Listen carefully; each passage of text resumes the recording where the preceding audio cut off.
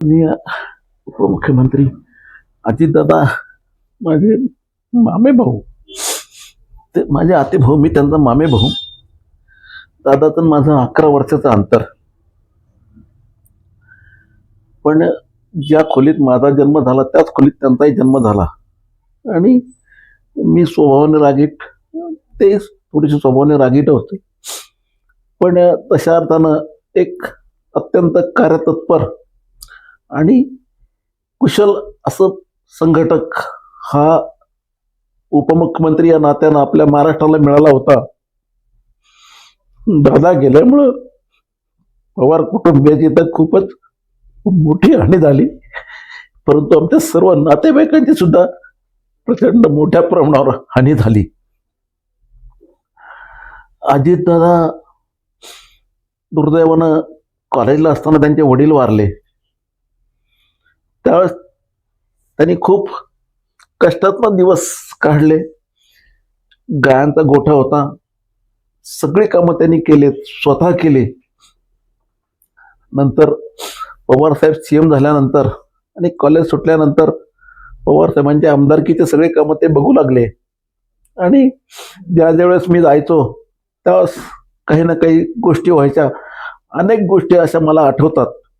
मी सुरुवातीला ज्यावेळेस त्यांच्याकडे जायचो त्यावेळेस, भाऊ मी आमच्याकडचे रस्ते मी सगळे हॉट मिक्सने केलेले आहेत, सगळे हॉट मिक्सने करायचं ठरवलेलं आहे. कारण हॉट मिक्सने जर केले तर त्याला लेवल येते, आपण जर हाताने मॅन्युअली केले तर त्याला लेवल राहत नाही. म्हणून मी सगळे त्यावेळेस हॉट मिक्स हा प्लॅन नवीनच निघालं होतं, ते तंत्रज्ञान, आणि त्याचं खूप ॲडव्हान्स टेक्निक त्यांना नेहमी अवगत करून घ्यायचं आणि त्या पद्धतीने काम करण्याची सवय होती. तद्वतच एकदा असंच बसलो आम्ही गप्पा मारत, भाऊ त्यावेळेस तर ते खासदारही नव्हते आणि आमदारही नव्हते. भाऊ बारामतीला मी सगळे VIP रेस्ट हाऊस घेतलेले आहेत, म्हणून घ्यायचं ठरलेलं. नाही तर काय व्हायचं, अधिकारी आले मोठे आणि आपण त्यांना भेटायला गेलो तर रात्री त्यांना VIP गेस्ट हाऊस नाही म्हणून मग पुण्याला मुक्कामाला जायची घाई असायची. आणि म्हणून मी सगळे ठरवलंय आणि सगळे VIP गेस्ट हाऊस सगळ्या खात्याचे, इरिगेशन असेल, B&C असेल, वन खातं असेल, या सगळ्यांचे VIP रेस्ट हाऊस इथं करून घेतले की जेणेकरून त्या ठिकाणी मोठे अधिकारी आले का आपण त्यांच्याशी चर्चा केली. संध्याकाळी त्यांना गप्पा मारायला बसलो. जेवण झाल्यानंतर निवांतपणे गप्पा मारल्या की मग पुढच्या ॲडव्हान्स काय आहे चाललंय शासनामध्ये ते आपल्याला कळतं आणि त्याप्रमाणे मग आपण आपल्या पुढच्या आपल्या या दृष्टीने, आपल्या गावच्या दृष्टीने, आपल्या तालुक्याच्या दृष्टीने, आपल्या बारामतीच्या दृष्टीने काय आपल्याला करता येईल त्या प्रमाणात आपल्याला योजना आखता येतात. आणि अत्यंत दूरदर्शी असा हा नेता होता.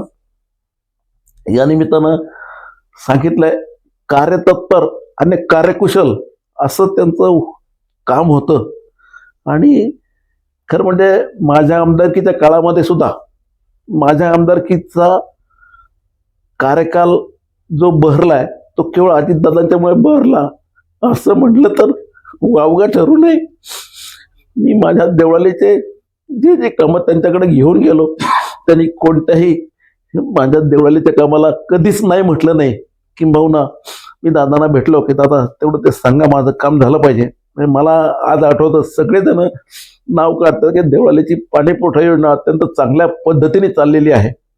17 कोटी 60 लाख रुपयाची योजना मला 11 कोटी लागत होते. दादांच्या बालपणीच्या काय आठवणी आहे त्याचं इथे येणं? खरं तर 6 महिन्यापूर्वीच दादा इथे आले होते. कसं त्यांचं बालपण गेलं आणि देवळालीशी कसा त्यांचा घरोबा राहिलाय? काय दादा त्यांचा मेळावा होता म्हणून इथे आले होते आणि माझं नुकतंच त्यावेळेस ऑपरेशन झालं आणि दादांना थोडंसं उशिरा कळल्यामुळे मी पुण्यात असूनही दादांना भेटता आला नाही. दादांना उशिरा कळल्यामुळे त्यांची माझी भेट उशिरली नाही. तर बारामतीचे आपल्या राहुरीला जो मेळावा घेतला त्यांनी, त्या मेळाव्यात त्यांनी जाहीर केलं की माझ्या मोठ्या भावाचं ऑपरेशन झालंय, मला त्याला भेटता नाही आलं आणि म्हणून तुम्ही आता कोणी देवळालीला येऊ नका, मी आता त्या माझ्या मोठ्या भावाला भेटायला जाणार आहे आणि भेटून नंतर परत जाणार आहे, आपण कोणी माझ्याबरोबर येऊ नका.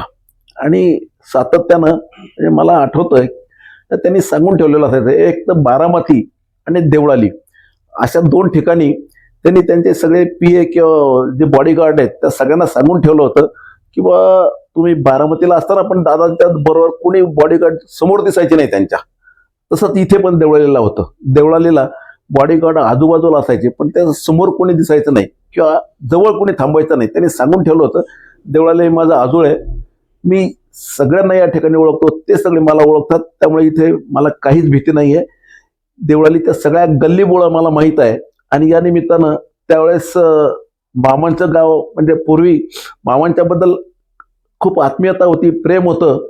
आणि म्हणून आमचे खरं म्हणजे वडील 4 भाऊ आणि 4 बहिणी, त्यावेळेस आम्ही सगळेजण उन्हाळ्याच्या सुट्टी असेल, दिवाळीची सुट्टी असेल, मोठ्या सुट्ट्या असायच्या, त्या सगळ्या सुट्ट्यामध्ये देवळालीला यायचे. सगळेच आमचे मामे भाऊ आणि आमचे आत्ते भाऊ हे सगळे आम्ही एकत्र मिळून खूप दंगा करायचो, खूप मजा करायचो.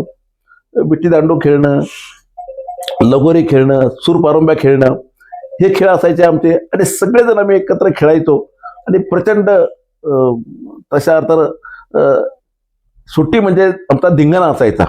आणि प्रत्येक सुट्टीमध्ये दादा या ठिकाणी यायचे. दादा किंबहुना म्हणजे सगळेच मामे भाऊ या ठिकाणी यायचेच. या निमित्तानं एक गोष्ट मला आठवती. दादा लहान होते, आमच्या आत्याबाई डिलिव्हरी करता आल्या होत्या आणि दादांच्याकडनं दादा वरती बसले होते जिन्यावर, आमच्या आत्याबाई खाली होत्या. त्यांच्या डोक्यात अजितदादांच्याकडनं वीट पडली. त्या डिलिव्हरी करता इथे आल्या होत्या. वीट पडली आणि 8-10 दिवसांनी त्या आमच्या आत्या डिलिव्हरी झाली. त्यांना सगळ्यात शेवटची डिलिव्हरी होती त्यांची. तर दादा लहान असल्यामुळे असा कुठला विषय चालला महिलांचा का बाई गेला मूल होत नाही, अरे मूल होत नाही, मग त्यांना सांग, दादा सांगायचे त्यांच्या डोक्यात वीट टाकू का मी लगेच मूल होत असं. त्यांना त्यावेळेस म्हणजे लहान असल्यामुळे त्यांना वाटायचं की बाबा मी वीट टाकली म्हणून आईला बाळ झालं. ज्यांना म्हणजे त्यांचा स्वभाव त्यावेळेस इतका म्हणजे खरं म्हणजे. आणि मला आठवतं गोट्या खेळायला लागले एकदा तातेसाहेब म्हणजे आमचे मामा किंवा अजितदादांचे वडील. अजितदादांचे वडील त्यांना जायचं घाई होती, गाडीत जाऊन बसले. तात्यासाहेब म्हणले, अरे अजित चल ना, एवढा डाव होऊ द्या, मी सगळ्यांच्या गोट्या जिंकून घेणार आणि मग मी निघणार आहे. त्यामुळे तात्यासाहेबांना त्यावेळेस तिथे किंवा त्यांच्या वडिलांना त्यावेळेस तिथे अर्धा तास थांबावं लागलं. आणि दादांनी सगळ्यांच्या गोट्या जिंकल्या आणि नंतर मग ते वडिलांच्या बरोबर बारामतीला गेले. पहिल्यापासूनच अजितदादांचं काम स्वच्छता असेल किंवा कोणत्याही गोष्टीत जर बघितलं आपण तर दादा पूर्ण त्याची माहिती घेणार, सगळी माहिती घेऊनच ते त्यात उतरणार. किंबहुना आपण मनावर घेतलेलं काम कसं योग्य आणि यथोचित पार पडेल याचीच त्यांना काळजी असायची आणि त्याप्रमाणे ते सगळ्यांना तशा सूचना द्यायचे. आणि म्हणून अजितदादांचा तशा अर्थानं आपल्या या महाराष्ट्रामध्ये एक वेगळा दबदबा होता. त्यांनी सांगितलेलं काम सगळे अधिकारी अत्यंत उत्कृष्टपणे करायचे आणि त्याचाच परिणाम म्हणून आपण बघतोय आज अजितदादांचे इतकं धाडसी, कर्तृत्ववान तशा अर्थानं नेतृत्व नाही असं म्हटलं तर वावगं ठरू नये. दुर्दैवानं ते आज आपल्यातनं गेले. नातेवाईकांच्या वतीनं मी अत्यंत दुःखद अंतःकरणाने त्यांना श्रद्धांजली अर्पण करतो आणि परमेश्वरानं त्यांच्या जवळ त्यांना जागा द्यावी अशी नम्र विनंती प्रार्थना परमेश्वर चरणी करतो.